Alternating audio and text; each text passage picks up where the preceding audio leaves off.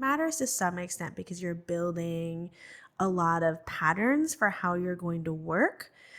But after you've had 5 years under your belt, 10 years under your belt, that degree and what you chose, the fact that you completed it is important, but what you chose is less important because all of the experience is going to outweigh your college degree.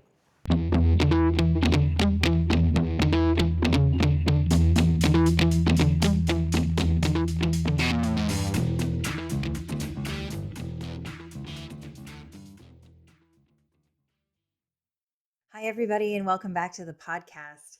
I'm going to jump right into it because I'm so excited about my guest today. This is a really good friend of mine. I mean, literally one of my best friends. And she wasn't even sure what she would have to offer to all of you. But I just knew she would have some amazing knowledge and wisdom and experiences to share. And I was right. So, Van Tran is a multi talented entrepreneur and founder with deep marketing and operational expertise in some very large, impressive companies. And now she's running her own small business. And she's doing a great job. I'm so impressed by this woman.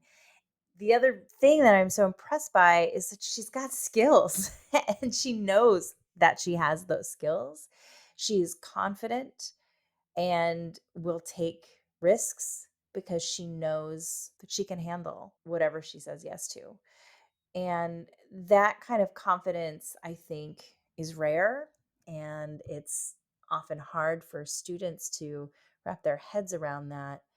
But Van is such a great example of someone who knows themselves well, knows what they're capable of, and trusts themselves to take certain types of risks. You'll hear in our interview, she talks a lot about her kind of career pivots and the things that she took on even in college that a lot of people would say, well, what are you doing? But she crushed it. And she's so much better off for having taken those risks. So I'll let you listen to the interview and I'll see you on the other side. Okay. Hi, Van. Thank you for joining me. I'm so excited to be here. Thank you for having me. Well, I'm really excited to talk with you about your career trajectory and what you're doing now. But I'll start with just some basic context here. So you're a child of immigrant, refugees actually. Mm-hmm. And in, I can say, our Asian community, we have some stereotypical careers that we like to encourage our kids to pursue because we think it'll bring them, respect and financial stability in a place where, that's why we came here. And the listeners know my journey on this path, but I would love to hear a little bit more about yours and how it led you to art school. Education was something that was not on the table to even be argued about. Like, it was just assumed.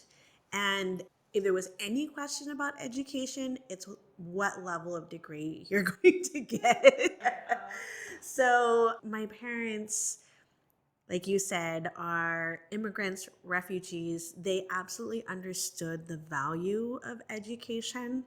I'm pretty sure, and this is sad that I don't know this, but this is also part of my reconnecting journey with my parents and getting to know them better. But I'm fairly sure they went to college in Vietnam, came to the States and got their AA because nothing translates from another country to the US.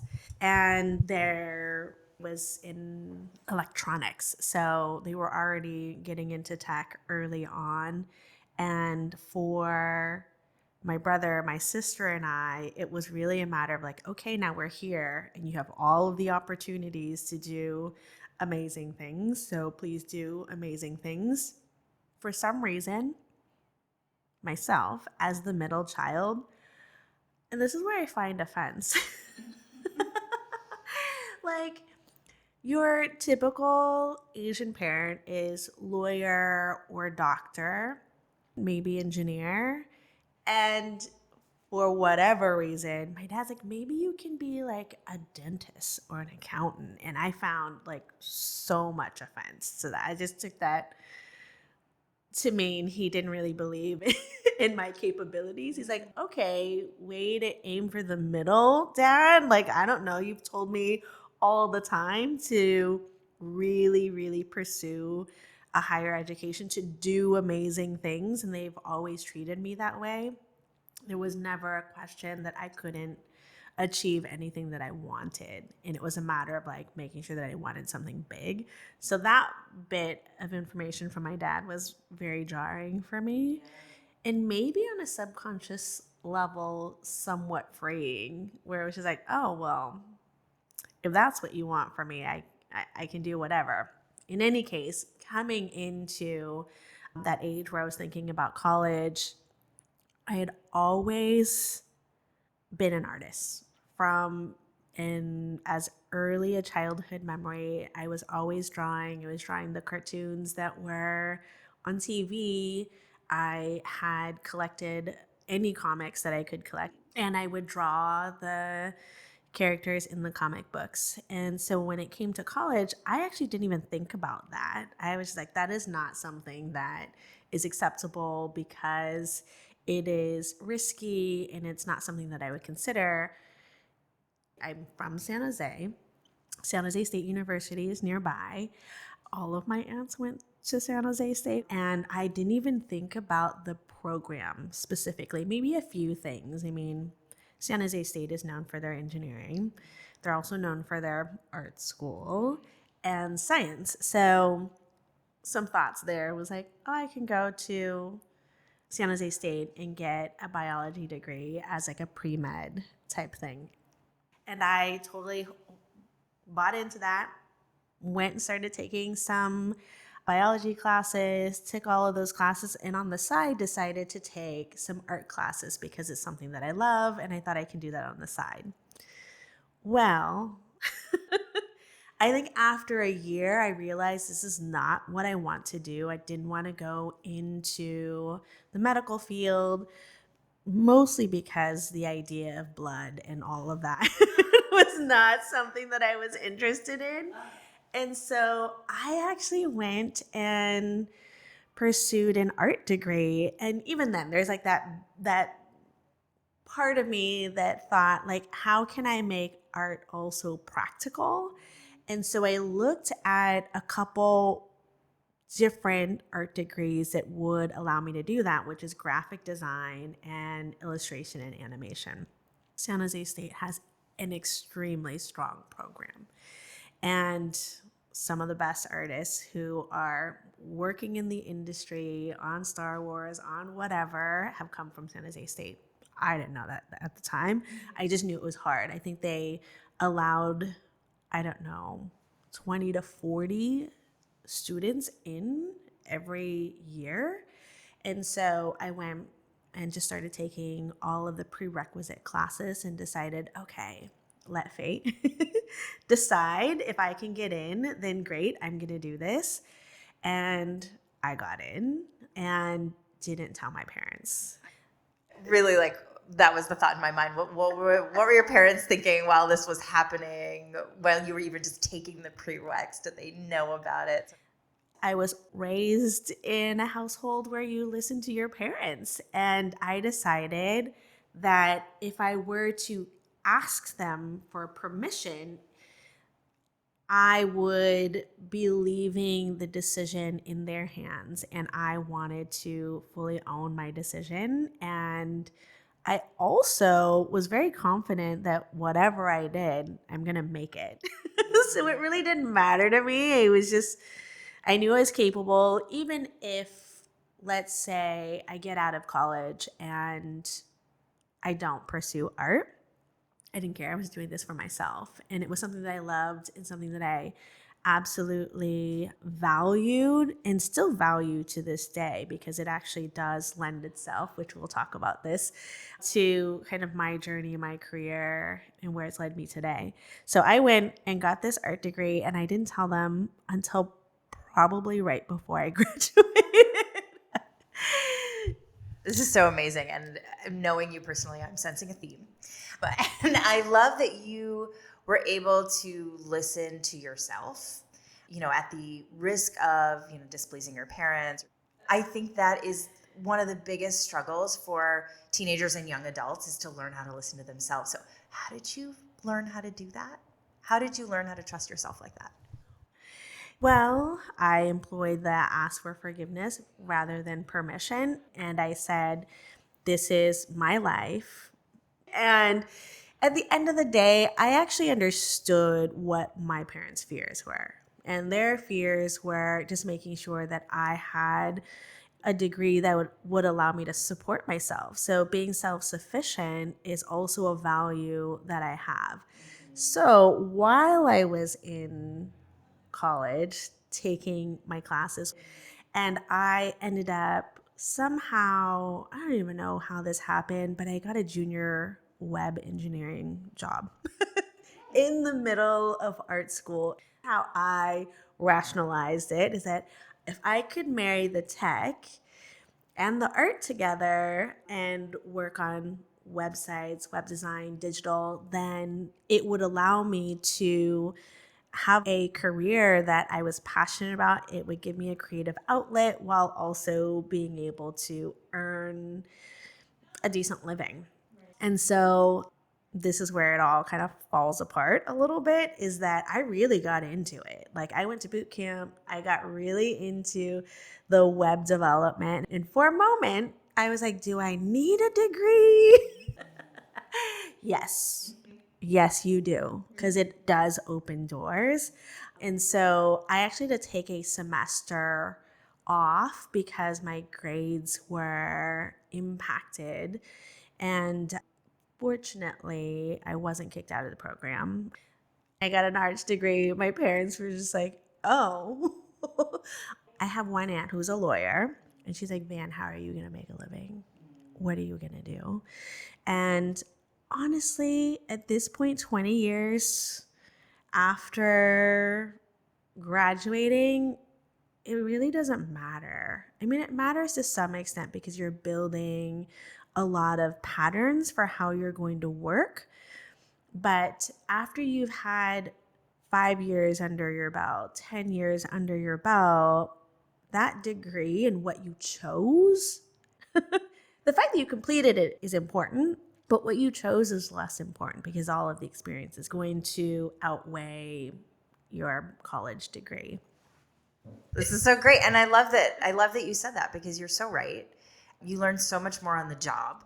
And that defines your path going forward much more than what major you choose. Of course, there's some exceptions. You've got to build some skill sets and then get into the next grad program, whatever it is. But I think for the majority of jobs, it really doesn't matter. You know, speaking as a person who got a degree in Near Eastern languages, and now I'm an entrepreneur and all sorts of other things. Yeah, the thing that I chose to study really has had no effect on my career path ever since. So let's jump ahead to today.